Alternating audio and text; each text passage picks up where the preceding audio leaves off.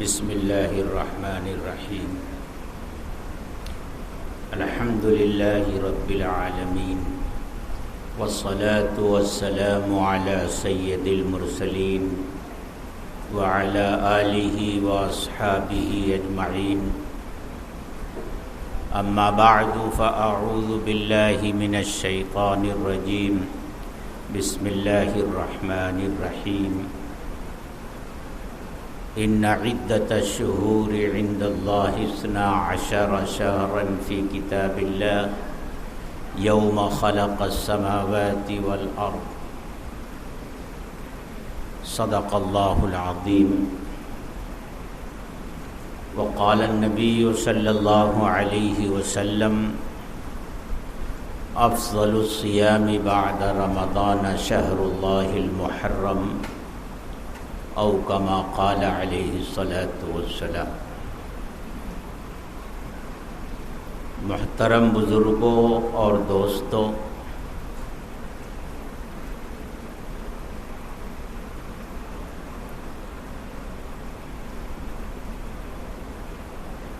ماہ محرم الحرام شروع ہوا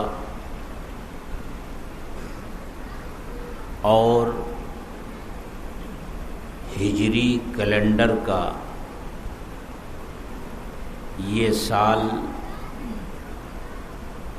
1445 ہجری ہے، جس کی آج 2 تاریخ ہے. آپ جانتے ہیں کہ اس دنیا میں وقت، تاریخ اور مہینے کی تعیین کے لیے کئی ایک کیلنڈر اور جنتریاں رائج ہیں. ان میں سب سے زیادہ مشہور 2 کیلنڈر اور 2 جنتریاں ہیں. ایک جنتری وہ جس کا حساب سورج سے چلتا ہے، جس کو شمسی تقویم کہتے ہیں، اور دوسرا کیلنڈر وہ جس کا حساب چاند سے چلتا ہے، جس کو اسلامی تقویم، ہجری تقویم کہا جاتا ہے، قمری تقویم کہا جاتا ہے. یہ 2 کیلنڈر سب سے زیادہ دنیا میں رائج ہیں. اللہ تعالیٰ نے ہمیں جو احکامات دیے ہیں، ان احکامات میں جن کا تعلق وقت سے ہے، دن سے ہے یا مہینوں سے ہے، اس میں اللہ تعالیٰ نے قمری کیلنڈر کو رائج کیا ہے کہ قمری کیلنڈر کے حساب سے یہ احکامات جاری ہوں گے، چاہے وہ روزے کا حکم ہو، چاہے وہ زکوٰۃ کا حکم ہو، چاہے وہ حج کا حکم ہو.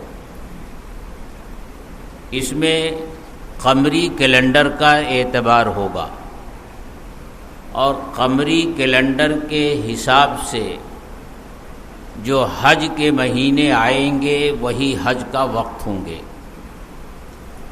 قمری کیلنڈر کے حساب سے جو روزے کا مہینہ رمضان آئے گا، اسی مہینے میں روزہ رکھا جائے گا. ان شرعی احکام میں شمسی کیلنڈر کا اعتبار نہیں ہوگا، جس کو ہم عام زبان میں انگریزی تاریخ یا انگریزی مہینے کہتے ہیں، اس کا اعتبار نہیں ہوگا.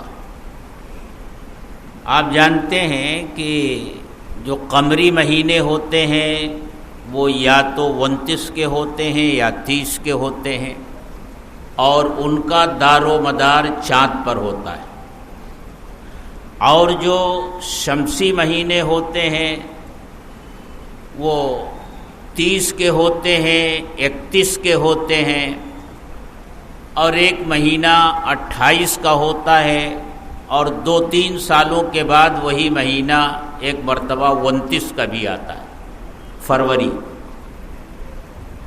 اس طرح جو قمری کیلنڈر ہوتا ہے، ہجری تقویم ہوتی ہے، اس میں سال کے جو دن ہیں وہ 356 دن ہیں، اور شمسی کیلنڈر کے حساب سے سال کے جو دن ہیں وہ 365 دن ہیں، تقریباً 9-10 دنوں کا فرق ہوتا ہے۔ یہی وجہ ہے کہ رمضان کا مہینہ شمسی حساب سے آگے پیچھے ہوتا رہتا ہے، ہر سال 10 دن آگے پیچھے ہوتا ہے۔ تو جو قمری سال ہوتا ہے، جس کا اعتبار اسلام میں کیا گیا ہے، وہ محرم سے شروع ہوتا ہے اور ذوالحجہ پر ختم ہوتا ہے۔ یہ پہلا مہینہ ہے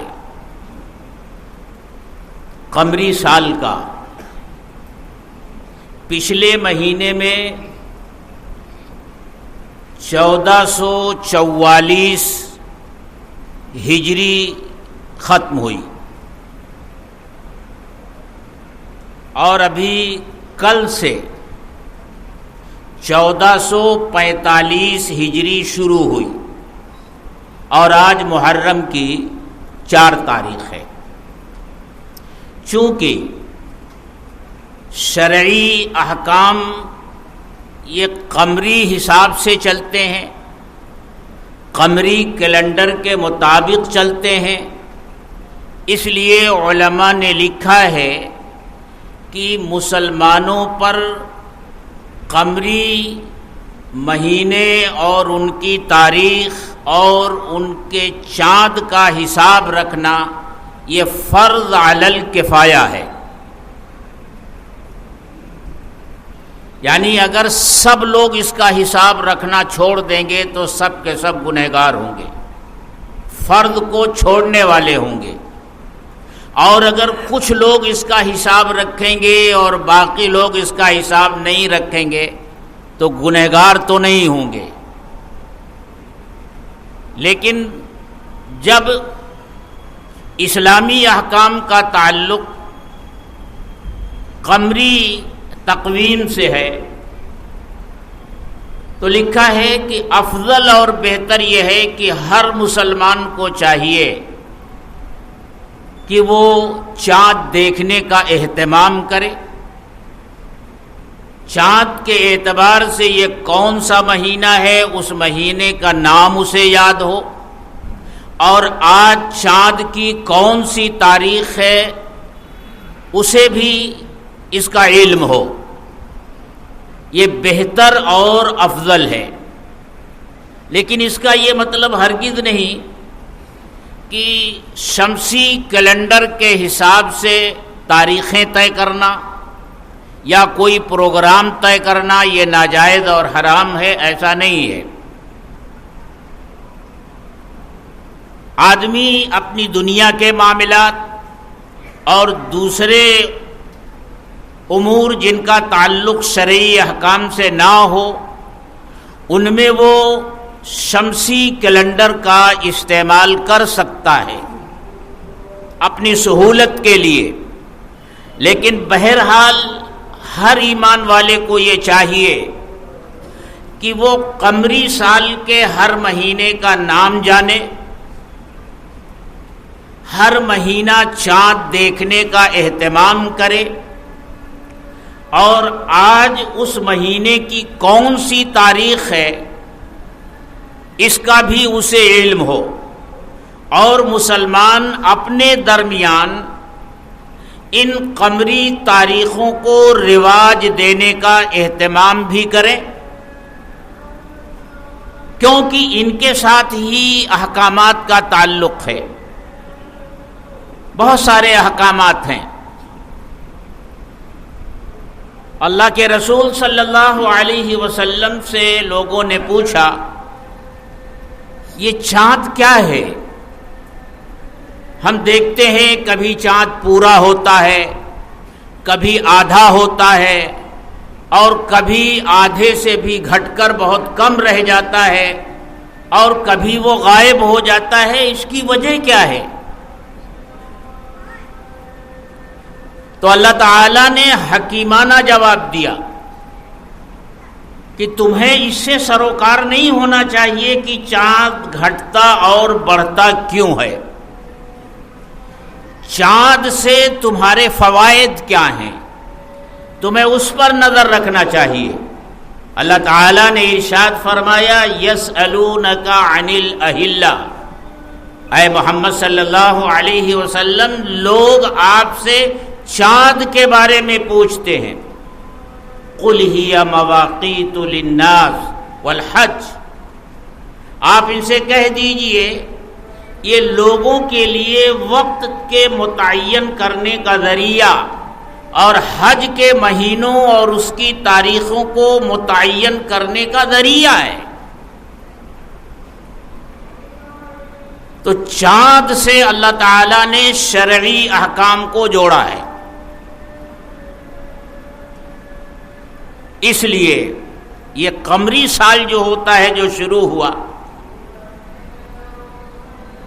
ہمارے یہاں تو اب ایسا ہو گیا ہے کہ شمسی جو تقویم ہوتی ہے جسے ہم انگریزی مہینہ یا انگریزی تاریخ کہتے ہیں، اسی کا ہر معاملے میں رواج ہو گیا ہے، اور رواج ہو جانے کی وجہ سے وہی ہمارے علم میں رہتی ہیں۔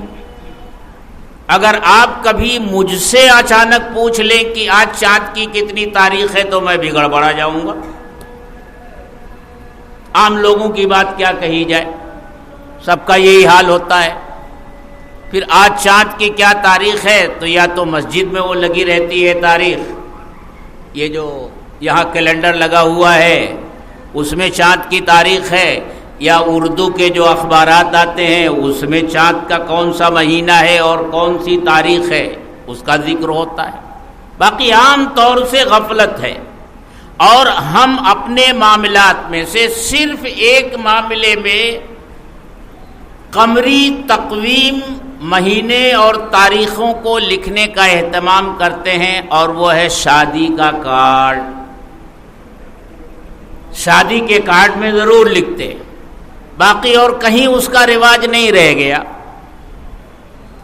ہم لوگ بھی جب کہیں دستخط کرتے ہیں اور تاریخ ڈالنی ہوتی ہے تو بس وہی انگریزی تاریخ ڈالتے ہیں، قمری مہینے اور اس کی تاریخ یاد ہی نہیں رہتی۔ اتنا رواج ہمارے درمیان سے نکل گیا ہے۔ صورتحال یہ ہو گئی ہے کہ قمری سال شروع ہوا، لیکن آپ نے کہیں ہلچل دیکھی ہمارے نوجوانوں میں؟ اور جب دسمبر ختم ہو کر کے جنوری کا مہینہ شروع ہوگا تو ہمارے محلوں کا کیا حال ہوتا ہے؟ چھوٹے چھوٹے بچے پٹاخے پھوڑتے پھرتے، سڑکوں پر چوراہوں پر ہر جگہ نیا سال مبارک، نیا سال مبارک، اس طرح کی تحریریں نظر آتی ہیں۔ ہمارے رواج سے یہ قمری سال نکل گیا۔ بہرحال قمری کیلنڈر کا یہ پہلا مہینہ ہے اور اس کی 2 تاریخ، اور یہ بہت ہی مبارک اور محترم مہینہ ہے۔ جو آیت کریمہ میں نے تلاوت کی اس میں اللہ تعالی نے فرمایا کہ اللہ کے نزدیک سال کے مہینوں کی گنتی 12 ہے۔ ان عدت الشہور عند اللہ 12 شہرا فی کتاب اللہ، یہ لوح محفوظ میں لکھ دی گئی۔ اللہ کی کتاب یعنی لوح محفوظ میں پہلے ہی یہ طے کر دیا گیا کہ سال کے 12 مہینے ہوں گے۔ یوم خلق السماوات والارض، پھر آگے فرمایا منہا اربعۃ حرم، ان میں سے 4 مہینے خاص طور سے قابل احترام ہیں۔ اللہ کے رسول صلی اللہ علیہ وسلم نے حج کے موقع پر اپنی امت کو آگاہ فرمایا کہ وہ 4 مہینے کون کون سے ہیں؟ فرمایا ذوالقعدہ، ذوالحجہ، محرم اور رجب، یہ 3 مہینے مسلسل ہیں۔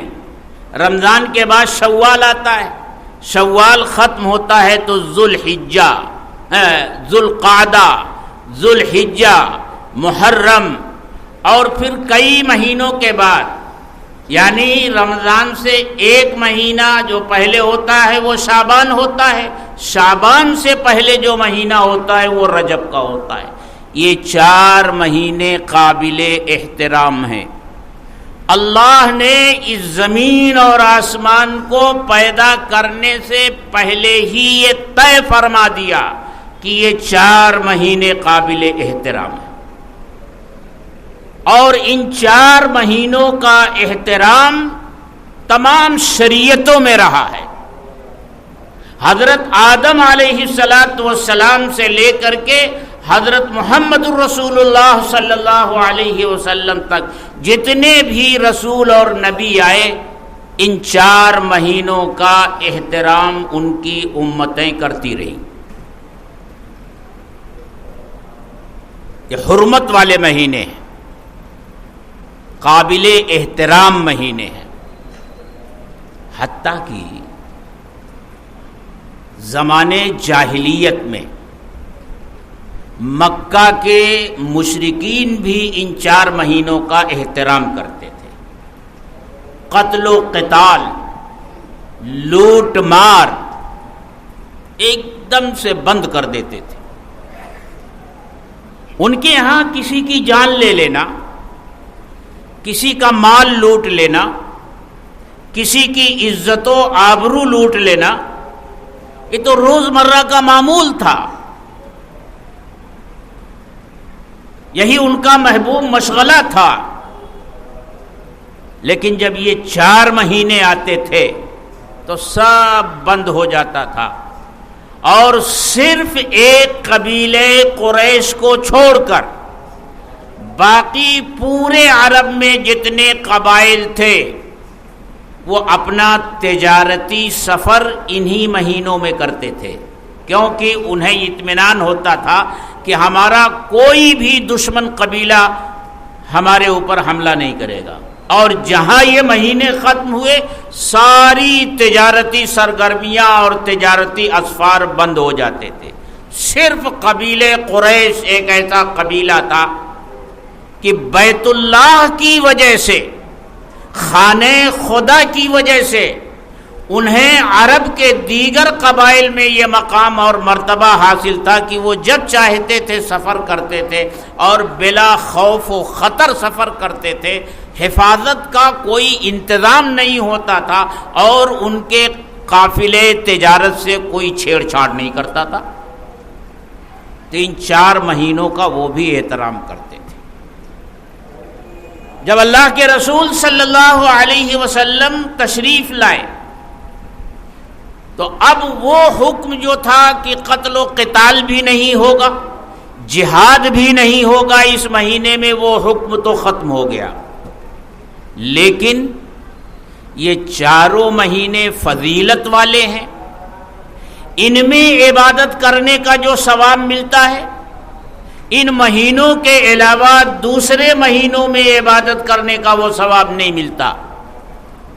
اور یہ قانون اور ضابطہ ہے کہ جس مہینے میں عبادت کرنے کا ثواب زیادہ ہوتا ہے، ان مہینوں میں اگر گناہ کیا جائے تو اس کا وبال بھی زیادہ ہوتا ہے۔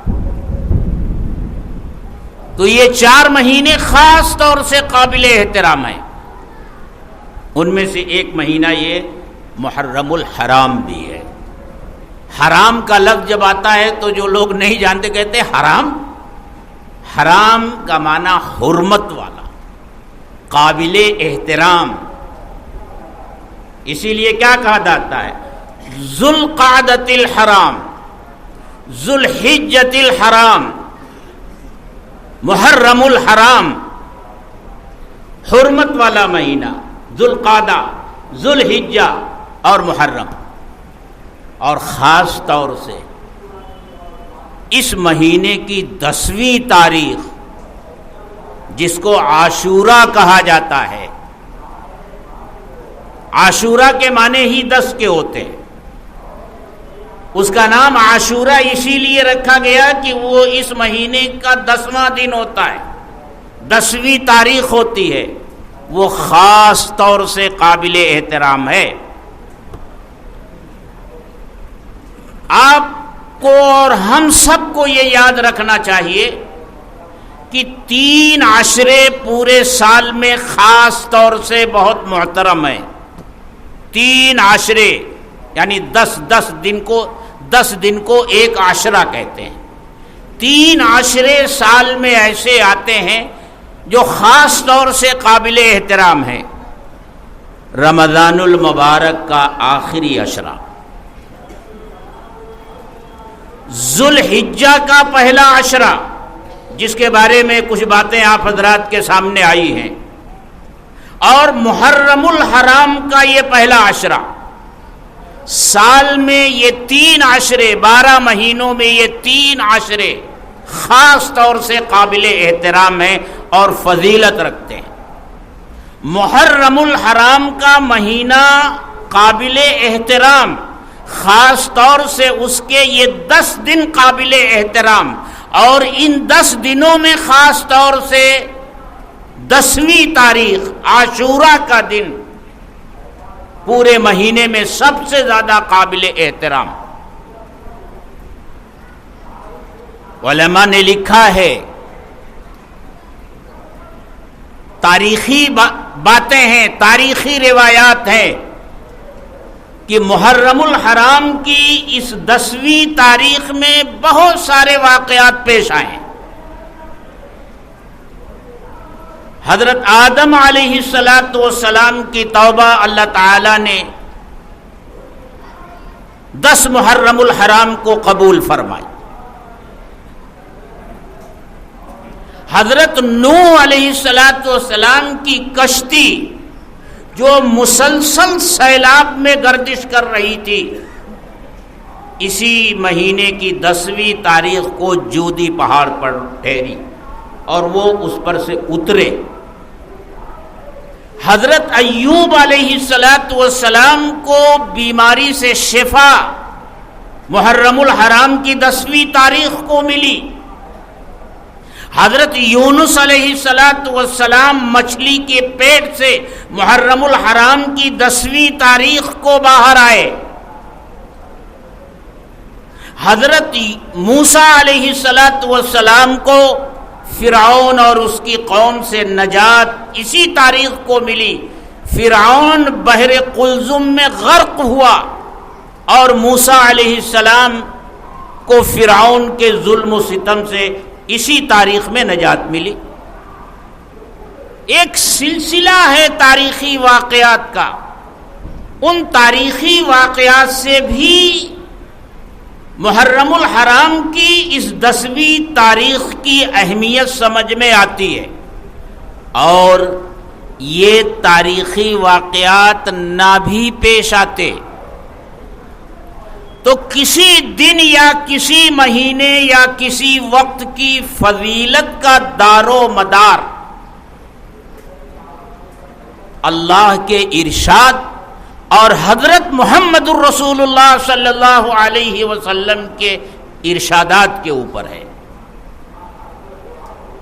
آپ نے فرمایا افضل الصیام بعد رمضان شہر اللہ المحرم. 2 باتیں قابل غور ہیں اس حدیث میں. فرمایا رمضان المبارک کے بعد سب سے افضل روزہ محرم الحرام کا روزہ ہے. اور محرم الحرام کا روزہ کون سا؟ 10ویں تاریخ کا. آپ یوں بھی کہہ سکتے تھے کہ محرم الحرام کا روزہ رمضان کے بعد سب سے افضل روزہ ہے، لیکن آپ نے اس طرح فرمایا اللہ کے مہینے محرم الحرام کا روزہ رمضان کے بعد تمام روزوں میں سب سے افضل ہے۔ محرم الحرام کو اللہ کا مہینہ بتایا۔ یوں تو ہر مہینہ اللہ کا ہے، ہر سال اللہ کا ہے، ہر دن اللہ کا ہے، ہر وقت کا اللہ، لیکن اس مہینے کی خصوصیت کے پیش نظر اسے اللہ کی طرف منسوب کیا گیا کہ یہ اللہ کا مہینہ ہے، تو یہ قابل احترام مہینہ ہے۔ اس مہینے کے بارے میں دو باتیں عام طور سے چلتی ہیں۔ کچھ لوگ ہیں جو یہ سمجھتے ہیں کہ اس مہینے کو جو فضیلت حاصل ہے وہ اس بنیاد پر حاصل ہے کہ اس مہینے میں حضرت حسین رضی اللہ تعالی عنہ کی شہادت کا واقعہ پیش آیا، اور کچھ ایسے بدقسمت بھی ہیں جو یہ سمجھتے ہیں کہ حضرت حسین رضی اللہ تعالی عنہ کی شہادت اس مہینے کی 10ویں تاریخ کو پیش آئی، جس کی وجہ سے یہ مہینہ بھی منحوس ہو گیا، اور خاص طور سے محرم الحرام کی 10ویں تاریخ بھی منحوس ہو گئی۔ دونوں گروہ غلطی پر ہیں۔ جو لوگ یہ سمجھتے ہیں کہ اس ماہ مبارک کو فضیلت حاصل ہو گئی حضرت حسین رضی اللہ تعالی عنہ کی شہادت کی وجہ سے، وہ بھی غلطی پر ہے، کیونکہ حضرت حسین رضی اللہ تعالی عنہ کی شہادت تو اللہ کے رسول صلی اللہ علیہ وسلم کے اس دنیا سے تشریف لے جانے کے 60 سال بعد پیش آئی ہے،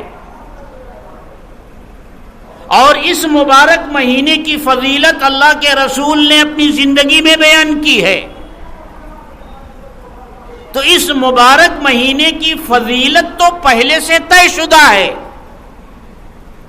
اس کا جو مقام اور مرتبہ ہے وہ پہلے سے طے شدہ ہے، اور اللہ کے رسول صلی اللہ علیہ وسلم کی زندگی تو بہت بات کی ہے۔ اللہ نے خود فرما دیا کہ زمین اور آسمان کی پیدائش کے وقت ہی ہم نے طے کر دیا تھا کہ سال کے 12 مہینے ہیں، اور ان 12 مہینوں میں سے یہ 4 مہینے قابل احترام ہیں۔ تو ان کا قابل احترام ہونا تو زمین اور آسمان کی پیدائش سے پہلے ہی طے ہو چکا ہے،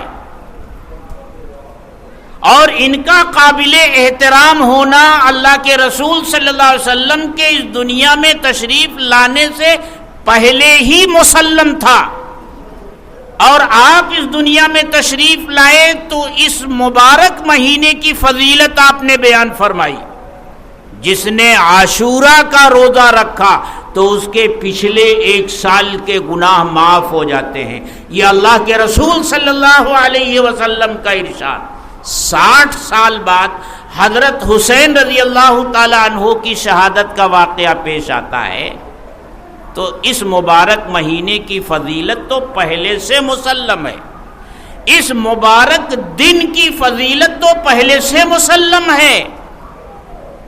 اس کو جو فضیلت حاصل ہوئی، جو مقام اور مرتبہ حاصل ہوا، وہ حضرت حسین رضی اللہ تعالی عنہ کی شہادت کی وجہ سے نہیں ہوا۔ ہاں،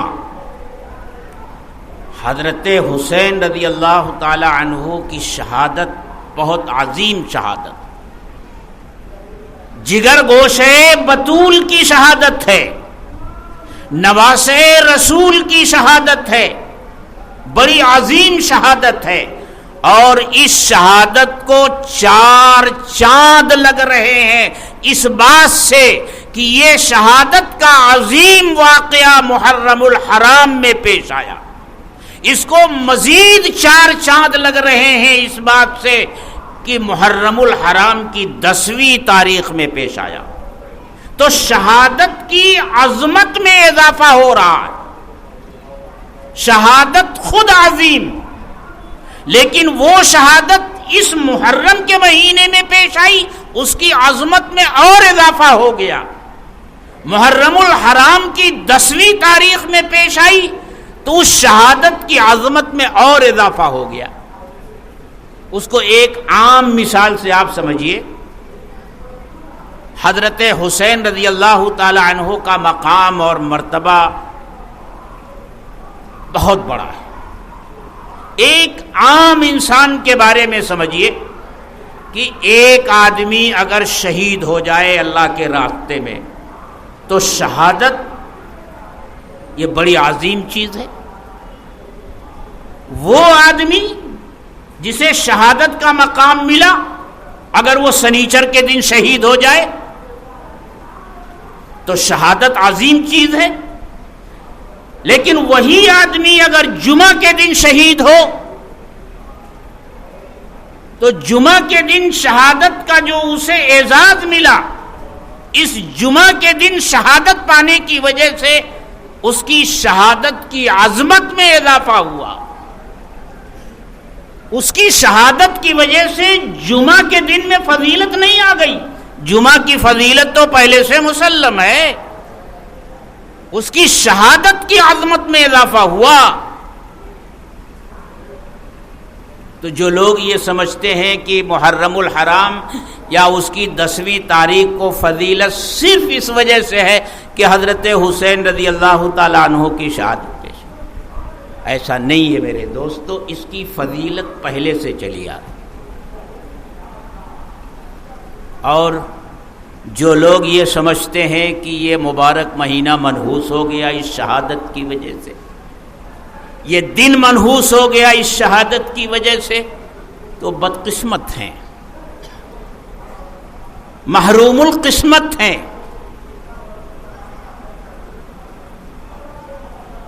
اور یہ شیعوں کا خاص عقیدہ ہے. اور ہمارے اس ملک میں شیعوں کے ساتھ ہمارا بہت زمانے تک تعلق رہا ہے، خاص طور سے مغلوں کے زمانے میں، اور خاص طور سے ملکہ نور جہاں جو ایک غالی شیعہ تھی اور جس نے اس ملک میں شیعیت کو فروغ دینے کے لیے ایڑی چوٹی کا زور لگایا. وہ چاہتی تھی کہ اس کا شوہر جو سنی ہے وہ بھی شیعہ بن جائے. وہ شیعہ بن جائے گا تو پورے ملک کے مسلمانوں کا مذہب شیعہ ہو جائے گا. بہت کوششیں کی اس نے، کامیاب نہ ہوئی. لیکن بہرحال شیعیت کو فروغ دینے کے لیے جو کام ہوئے، نوابیاں، جاگیریں زیادہ تر شیعوں کو دی گئی، ان کو آگے بڑھایا گیا، جس کی وجہ سے نواب شیعہ، جاگیردار زیادہ تر شیعہ، اور پھر اس زمانے میں ان کا اثر سنی عوام پر، تو ان کے زیر اثر ہونے کی وجہ سے اہل سنت والجماعت بھی ان کے کہنے سے یا ان کو اچھا سمجھ کر کے وہ تعزیہ بناتے تھے تو یہ بھی تعزیہ بناتے تھے. وہ بھی کربلائیں قائم کرتے تھے تو یہ بھی کربلائیں قائم کرتے تھے. وہ علم اٹھاتے تھے، بلکہ وہ اٹھاتے کیا تھے، وہ تو سنی مسلمانوں سے اٹھواتے تھے، تعزیہ سنی مسلمانوں سے اٹھواتے تھے. ڈھول اور باجے اور کیا کیا چیزیں وہ سنی مسلمانوں سے بجواتے تھے. ان کے زیر اثر رہتا تھا یہ سنی مسلمان. پھر جیسے جیسے علم کی روشنی بڑھتی گئی، لوگوں کی سمجھ میں بات آتی گئی، تو لوگ اس سے دور ہوتے گئے. آج یہ حال ہے کہ زیادہ تر جگہوں سے یہ ساری خرافات ختم ہو گئیں. صرف شیعوں میں رہ گئی ہیں اور سنی مسلمانوں کے درمیان سے یہ ساری باتیں ختم ہو گئی ہیں، لیکن پھر بھی اکا دکا کہیں کہیں یہ چیزیں باقی ہیں۔ آپ تعزیہ داری کی تاریخ جانتے ہیں؟ پہلی مرتبہ اسلام کی تاریخ میں تعزیہ، ماتم کب سے شروع ہوا؟ 350 سال کے بعد شروع ہوا۔ 351 ہجری میں بغداد سے اس کی شروعات ہوئی۔ 351 میں وہاں کا جو سلطان تھا شیعہ تھا، خلیفہ سنی تھا، سلطان شیعہ تھا۔ اس نے شیعوں کو حکم دیا کہ وہ ماتم کریں، عورتوں کو حکم دیا کہ وہ کالا لباس پہنیں اور سر کے بال کھول کر کے سڑکوں پر آ کر کے اپنے چہرے پر بھی سیاہی مل کر کے ماتم کریں۔ اس سال تو شیعوں نے کیا، اگلے سال اس نے حکم دیا کہ اس ماتم میں سنی مسلمان بھی شریک ہو، اور یہ قانون اس نے جبراً نافذ کرنے کی کوشش کی، لیکن سنی مسلمانوں نے اسے ماننے سے انکار کر دیا، جس کے نتیجے میں اسلام کی تاریخ میں بغداد کے اندر سب سے پہلا شیعہ سنی فساد ہوا، اور یہی شیعہ سنی فساد آگے چل کر کے بغداد کی تباہی کا سبب بنا۔ خلیفہ سنی اور وزیر ابن علقمی شیعہ، اسی نے ہلاکو خان سے ساز باز کی اور بغداد پر تاتاریوں کو حملے کی دعوت دی، اور ان کے لیے راستہ کس طرح صاف کیا وہ تاریخ پڑھنے سے معلوم ہوتا ہے، ورنہ ہلاکو خان کی ہمت بغداد پر حملہ کرنے کی نہیں ہو رہی تھی۔ اس نے پہلے فوج میں کمی کی، ہر طرح سے اس کے لیے راستہ ہموار کیا، اور پھر بغداد کے اوپر حملہ ہوا، بغداد کی اینٹ سے اینٹ بجا دی گئی، اور عالم اسلام کے 2/3 حصے کو تاتاری گھوڑوں نے اپنے سموں میں روند ڈالا۔ اتنی بڑی تباہی آئی، یہ شیعہ سنی فساد کی بنیاد، اور یہی شیعہ سنی فساد ہمارے ملک میں بھی ہوا۔ بنگال میں کیا ہوا؟ سلطان ٹیپو کے ساتھ کیا ہوا؟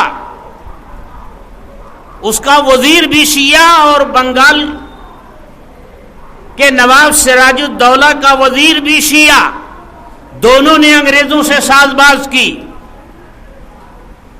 اور آج کی دنیا میں بھی اسلام دشمن طاقتوں سے انہی کا ساز باز ہے، ہمارے ملک میں انہی کا ساز باز ہے۔ یہ ساری صورتحال ہمارے سامنے ہے۔ ان لوگوں نے ایک عقیدہ گڑھ دیا کہ حضرت حسین رضی اللہ تعالیٰ عنہ کی شہادت پیش آئی تو یہ مہینہ بھی منحوس اور یہ دن بھی منحوس۔ انتہائی غلط بات ہے۔ سوچو ان کے اس بھرم پھیلانے سے مسلمان کتنا متاثر ہوا۔ شادی بیاہ کی تاریخ آج بھی سنی مسلمان ان مہینوں میں رکھنے سے ڈرتا ہے، اس کے دل میں بہت کم لوگ شادی کی تاریخیں اس مہینے میں طے کرتے ہیں، کہتے ہیں نہیں محرم کا مہینہ منحوس ہو جائے۔ مجھے بتایا جائے کہ اللہ کے رسول صلی اللہ علیہ وسلم کا نکاح حضرت خدیجۃ الکبریٰ رضی اللہ تعالی عنہا کے ساتھ ہوا۔ اس دنیا میں اس نکاح سے زیادہ بابرکت کون سا نکاح ہے؟ حضرت علی رضی اللہ تعالی عنہ کا نکاح حضرت فاطمہ رضی اللہ تعالی عنہا سے ہوا۔ اس نکاح سے زیادہ بابرکت اس دنیا میں کون سا نکاح ہے؟ یہ دونوں نکاح محرم الحرام کے مہینے میں ہوئے تھے، محرم کے مہینے میں ہوئے تھے۔ آج نکاح کے بعد جو دعا مانگی جاتی ہے، کبھی تو عربی میں وہ دعا قاضی صاحب مانگتے ہیں اور کہتے ہیں اللہم الف بینہما کما الفت بین علی و فاطمہ، اے اللہ ان میاں بیوی کے درمیان ایسی الفت اور محبت پیدا فرما جیسی محبت تو نے حضرت علی اور حضرت فاطمہ کے درمیان پیدا کی تھی۔ اللہم الف بینہما کما الفت بین محمد و خدیجۃ الکبریٰ، اے اللہ ان میاں بیوی کے درمیان ایسی محبت پیدا فرما جیسی محبت تو نے حضرت محمد صلی اللہ علیہ وسلم اور حضرت خدیجۃ الکبریٰ رضی اللہ تعالی عنہ کے درمیان پیدا فرما۔ یہ دونوں نکاح محرم الحرام کے مہینے میں۔ یاد رکھیے، کسی مہینے میں کوئی نحوست نہیں، کسی وقت میں کوئی نحوست نہیں، کسی دن میں کوئی نحوست نہیں۔ نحوست اگر آتی ہے نا تو ہمارے اور آپ کے برے اعمال کی وجہ سے آتی ہے، ہمارے اور آپ کے برے اعمال کی وجہ سے نحوست آتی ہے۔ یاد کیجئے وہ حدیث، اللہ کے رسول صلی اللہ علیہ وسلم رمضان المبارک کے مہینے میں منبر پر چڑھ رہے ہیں، پہلے زینے پر قدم رکھتے ہیں فرماتے ہیں آمین، دوسرے پر رکھتے ہیں فرماتے ہیں آمین، تیسرے پر قدم رکھتے ہیں فرماتے ہیں آمین۔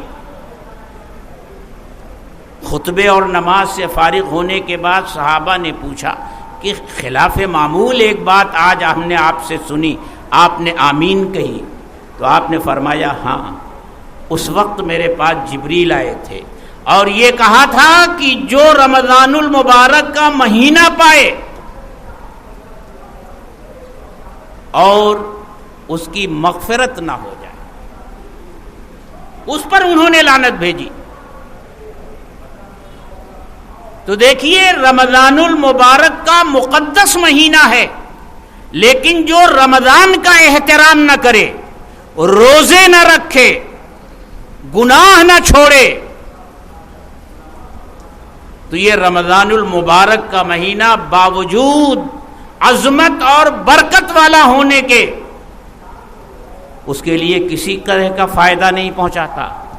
اسی طرح دو باتیں اور آپ نے ذکر کی، موقع نہیں ہے ان کو ذکر کرنے کا، تو اتنا سمجھ لیجئے نحوست نہ دن میں ہوتی ہے، نہ مہینے میں ہوتی ہے، نہ کسی وقت میں ہوتی ہے۔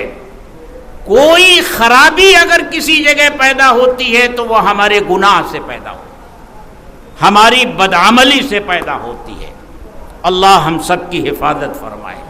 اس مبارک مہینے کے خاص طور سے دو کام بتائے گئے۔ ایک کام تو یہی بتایا گیا کہ بھئی 10ویں تاریخ کو روزہ رکھا جائے۔ 10ویں تاریخ کا یہ روزہ مسلم شریف کی حدیث سے معلوم ہوتا ہے کہ قریش مکہ بھی رکھتے تھے۔ اللہ کے رسول صلی اللہ علیہ وسلم جب مدینہ تشریف لائے تو مدینے کے یہود بھی رکھتے تھے۔ آپ نے ان سے پوچھا کیوں رکھتے ہو؟ انہوں نے کہا اس لیے رکھتے ہیں کہ اسی دن اللہ نے حضرت موسیٰ علیہ السلام کو نجات دی تھی، فرعون غرق ہوا تھا، شکرانے کے طور پر حضرت موسیٰ علیہ السلام نے روزہ رکھا تھا، تو ہم بھی روزہ رکھتے ہیں۔ آپ نے ارشاد فرمایا کہ تم سے زیادہ ہمیں اس کا حق پہنچتا ہے کہ ہم حضرت موسیٰ علیہ السلام کی پیروی کریں۔ جب یہ بات کہی جاتی ہے تو بہت سے ذہنوں میں ایک سوال پیدا ہوتا ہے کہ آپ نے تو ایک موقع پر ارشاد فرمایا خالف الیہود والمجوس، یہودیوں کی مخالفت کرو، اور یہاں آپ کہہ رہے ہیں کہ ہمیں زیادہ حق پہنچتا ہے کہ ہم موسیٰ علیہ السلام کی اتباع کریں۔ ایک موقع پر آپ نے ارشاد فرمایا تھا خدا کی قسم اگر آج حضرت موسیٰ زندہ ہوتے تو انہیں بھی میری ہی اتباع کرنی پڑتی، اور آپ اس میں فرما رہے ہیں کہ ہم اس کے زیادہ حقدار ہیں کہ حضرت موسیٰ علیہ السلام کی پیروی اور ان کا اتباع کریں۔ علماء نے لکھا ہے کہ وہ امور جن کا کوئی حکم قرآن میں یا سنت میں موجود نہیں ہوتا تھا، اس سلسلے میں کوئی وحی نہیں ہوتی تھی، تو آپ یہ کوشش فرماتے تھے کہ سابقہ امتوں کے لیے جو شریعت نازل کی گئی اس پر عمل کریں، خاص طور سے یہودیوں، ان کی دل جوئی کے لیے ایسا آپ کرتے تھے شروع میں۔ لیکن جب یہ دیکھا کہ بجائے وہ قریب آنے کے دور ہوتے جا رہے ہیں، ان کی دشمنی اور عداوت میں روز بروز اضافہ ہو رہا ہے، تو اب ان کی دلجوئی کی کوئی ضرورت نہیں۔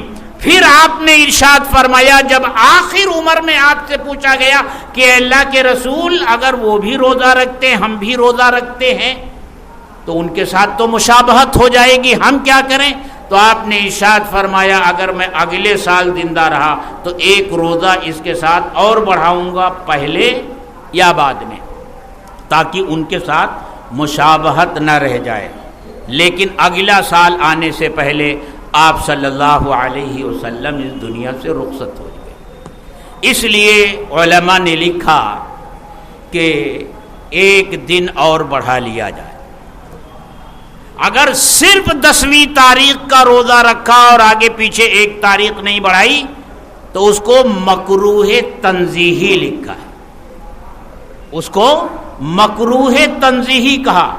لیکن ہمارے زمانے کے بہت سے مفتیان کرام نے یہ فتویٰ دیا کہ آج اگر کوئی صرف 10ویں تاریخ کا روزہ رکھتا ہے تو وہ مکروہ تنزیہی بھی نہیں ہے، بہتر ہے کہ 2 رکھے، لیکن اگر ایک ہی رکھتا ہے تو مکروہ تنزیہی نہیں۔ کیوں؟ کیونکہ اب یہودیوں سے ہماری مطابقت نہیں رہ گئی، اب یہودی بھی شمسی سال کے اعتبار سے یہ دن رکھتے ہیں، اس لیے ہمارے ہاں جو عاشورہ کا دن ہوتا ہے وہ اور ہوتا ہے، ان کے ہاں عاشورہ کا دن ہوتا ہے وہ اور ہوتا ہے، ایک ساتھ نہیں ہوتا، تو وہ مشابہت ختم ہو گئی۔ اس لیے موجودہ دور کے بہت سے مفتیان کرام نے یہ کہا ہے کہ اب مکروہ تنزیہی بھی نہیں، لیکن اولا اور بہتر یہ ہے کہ 2 دن کا روزہ رکھا جائے، 9، 10 یا 10، 11۔ اور دوسرا کام، 10ویں تاریخ کو اپنے اہل و عیال پر خرچ کرنے میں تھوڑا سا ہاتھ کھولو، اس کی برکت سال بھر رہے گی۔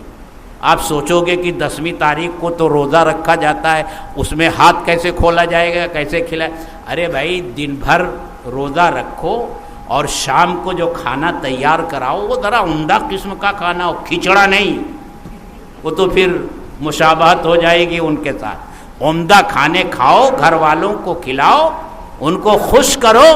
فرمایا اچھا اس پر بہت سے لوگ کہتے ہیں یہ حدیث بہت ضعیف ہے، یہ حدیث بہت کمزور ہے، یہ ایسی ہے ایسی ہے ایسی۔ یاد رکھیے، سند کے اعتبار سے اگر کوئی حدیث کمزور ہو، لیکن امت کا اور علماء کا اگر مسلسل اس پر عمل چلا آتا ہو تو اس کو معمول بنانے میں کوئی حرج نہیں ہے۔